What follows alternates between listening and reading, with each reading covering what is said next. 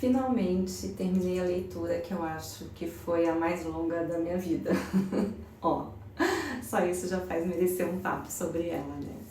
Bom, o livro é A Revolta de Atlas, da Ayn Rand, considerado o livro mais influente dos Estados Unidos depois da Bíblia.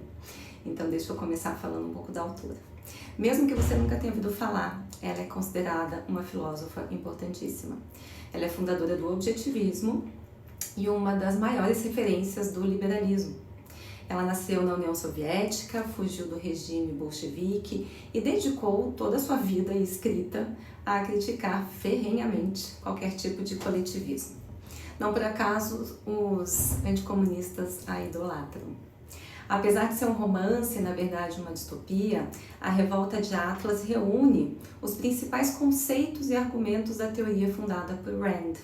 O racionalismo, individualismo, egoísmo, sim, liberdade, felicidade, todos esses são pilares da ética defendida pela autora.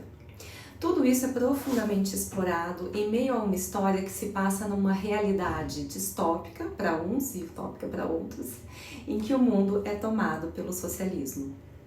Os Estados Unidos é um dos últimos países a se despedirem do capitalismo, o que é retratado pela autora como sendo um grande desastre.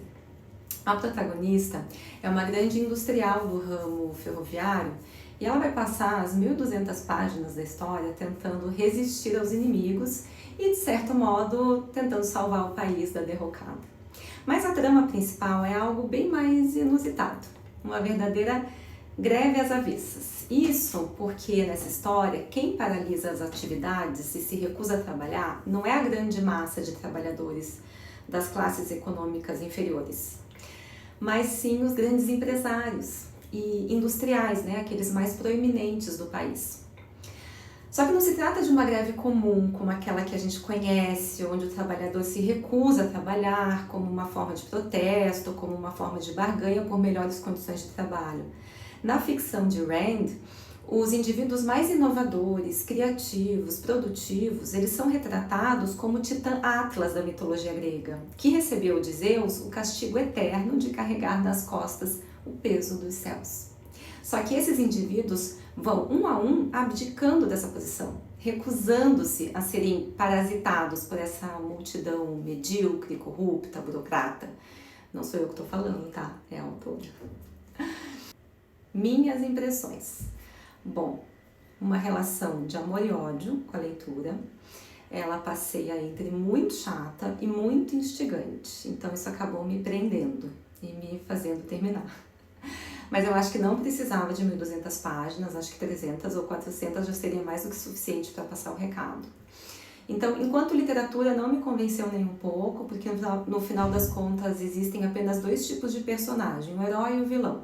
Todos os personagens do bem são exatamente iguais, e os do mal também. Então os heróis são eticamente perfeitos, né, conforme a visão de mundo defendida, e os vilões são todos igualmente desprezíveis, né, de acordo com a visão da autora.